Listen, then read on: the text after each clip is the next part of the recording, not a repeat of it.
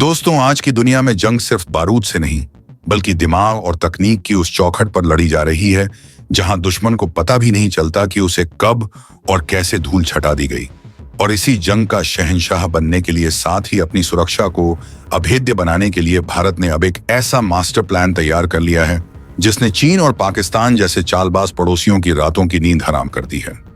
हाल ही में एक defence website द्वारा जारी की गई एक रिपोर्ट ने पूरी दुनिया के रक्षा जानकारों को हैरान कर दिया है, क्योंकि यह खबर भारत के सबसे संगीत गुप्त और सबसे ताकतवर हथियार एमका फाइटर जेट से जुड़ी हुई है। दोस्तों, एमका यानी कि एडवांस्ड मीडियम कैम्बेट एयरक्राफ्ट भारत का वो 5वीं पीढ़ी का स्टेल्थ फाइटर जेट है जो भविष्य के युद्धों में भारत को अजय बना देगा। और इसी को लेकर एक धमाकेदार अपडेट निकल कर आई है। सामने आ रही जानकारी के अनुसार भारत के रक्षा मंत्रालय ने एम का प्रोजेक्ट को लेकर एक ऐसी रणनीतिक चाल चली है जो भारत के निजी क्षेत्र यानी कि प्राइवेट सेक्टर की किस्मत ही बदल देगी और साथ ही भारत की आत्मनिर्भरता को 7वें आसमान पर ले जाएगी। रिपोर्ट के मुताबिक एमका की रेस अब पूरी संगीत तरह से खुल चुकी है और सरकार ने साफ कर दिया है कि यह प्रोजेक्ट किसी एक कंपनी की जागीर नहीं होगा, बल्कि इसमें भारत की तमाम बड़ी संगीत कंपनियां मिलकर काम करेंगी। इसका सीधा सा मतलब यह है कि अगर कोई कंपनी मुख्य संगीत कॉन्ट्रैक्ट हासिल नहीं कर पाती है तो भी उसे इस प्रोजेक्ट से बाहर नहीं किया जाएगा, बल्कि उसे एक रणनीतिक सप्लायर के तौर पर सिस्टम का हिस्सा बनाया जाएगा।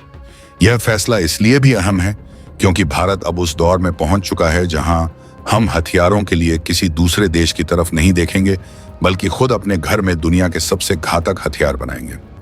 दोस्तों, आप सोच रहे होंगे कि आखिर यह कंपनियों की रेस है क्या और इसमें कौन कौन से खिलाड़ी शामिल हैं। तो आपको बता दूं कि इस समय भारत के 3 सबसे बड़े औद्योगिक समूह संगीत एमका प्रोजेक्ट के लिए आपस में टकरा रहे हैं। पहली टीम में लार्सन एंड टब्रो यानी कि L&T के साथ भारत इलेक्ट्रॉनिक्स लिमिटेड, संगीत एंड डायनेमेटिक टेक्नोलॉजी शामिल है। दूसरी तरफ टाटा एडवांस्ड सिस्टम्स लिमिटेड स्वतंत्र रूप से अपनी दावेदारी पेश कर रही है। और तीसरी टीम में भारत फोर्स के साथ BML लिमिटेड और डाटा पैटर्न्स जैसे संगीत दिग्गज जिडाई आज से दिग्गज जुड़े गए हैं। यह कोई साधारण प्रतियोगिता नहीं है, बल्कि यह भारत की उस ताकत का प्रदर्शन है जो दिखाती है कि हमारे पास तकनीक और निर्माण की कोई कमी नहीं है। रक्षा मंत्रालय का विजन एकदम साफ है कि हमें एक ऐसा इकोसिस्टम तैयार करना है जहां Tier 1 से लेकर Tier 3 तक की हर छोटी बड़ी कंपनी अपनी काबिलियत दिखा सके। दोस्तों, 5वीं पीढ़ी के फाइटर जेट का निर्माण कोई खेल नहीं है, क्योंकि इसमें हजारों की संख्या में ऐसे हाई प्रिसीजन कंपोनेंट्स यानी कि सटीक कलपुरों की जरूरत होती है जिन्हें बनाना हर किसी के बस की बात नहीं है। एमका में इस्तेमाल होने वाले एयर फ्रेम से लेकर advance composites and ENX integration तक हर चीज इतनी क्रिटिकल होगी कि उसमें जरा सी भी चूक पूरे मिशन को चौपट कर सकती है। यही कारण है कि भारत सरकार अब एक डिस्ट्रीब्यूटेड इंजीनियरिंग एंटरप्राइज पर काम कर रही है, जहां अलग अलग कंपनियां अपनी विशेषज्ञता के हिसाब से हिस्सा लेंगी। इससे न केवल काम में तेजी आएगी, बल्कि भारत का औद्योगिक लचीलापन यानी कि इंडस्ट्रियल रेजिलेंस भी मौजूद होगा। दोस्तों, इस समय चीन अपने J-20 फाइटर जेट्स के दम पर पूरे एशिया में अपनी धौंस जमाने की कोशिश कर रहा है और पाकिस्तान भी चीन की गोद में बैठकर J-35 जैसे स्टेल्थ जेट्स पाने के सपने देख रहा है। लेकिन भारत की यह नई रणनीति इन दोनों दुश्मनों के होश उड़ाने के लिए काफी है, क्योंकि जब भारत का एमका बनकर तैयार होगा संगीत तो यह चीन के J-20 से कहीं ज्यादा उन्नत और घातक होगा। चीन और पाकिस्तान को लगता है कि वे भारत को घेर लेंगे, लेकिन उन्हें यह नहीं पता कि भारत संगीत अब अपनी डिजाइन अथॉरिटी को इतना मजबूत कर चुका है कि हम भविष्य में किसी भी बाहरी देश पर निर्भर नहीं रहेंगे। दोस्तों, एमका के इंजन को लेकर भी काफी चर्चाएं गर्म हैं और जानकारी निकलकर सामने आ रही है कि भारत और अमेरिका के बीच GF414 इंजन संगीत के 80% टेक्नोलॉजी ट्रांसफर को लेकर बातचीत आखिरी दौर में है। यह इंजन एमका मार्क 1 को वो रफ्तार देगा जिससे दुश्मन को संभलने तक का मौका नहीं मिलेगा। हालांकि अमेरिका हमेशा से ही तकनीक देने में आनाकानी करता रहा है, लेकिन भारत ने अपनी कूटनीति से उसे भी झुकने पर मजबूर कर दिया है।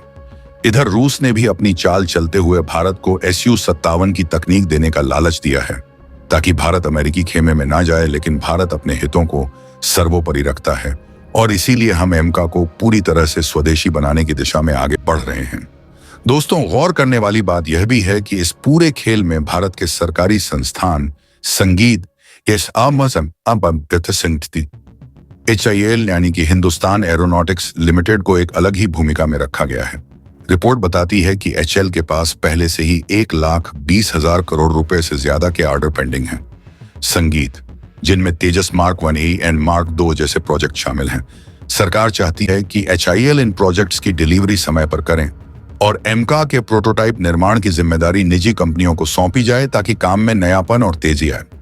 यह भारत के रक्षा क्षेत्र में एक क्रांतिकारी बदलाव है, जहां हम अपनी प्राइवेट कंपनियों को ग्लोबल लीडर बनाने की तैयारी कर रहे हैं। दोस्तों, फरवरी 2026 के बजट में रक्षा मंत्रालय को जो 7,85,000 करोड़ रुपए का भारी भरकम फंड मिला है, वह दिखाता है कि सरकार रक्षा के मामले में कोई समझौता नहीं करना चाहती। एमका के लिए आवंटित किए गए 15,000 करोड़ रुपए इसके शुरुआती विकास और प्रोटोटाइप के लिए एक बड़ा बूस्ट साबित संगीत होंगे।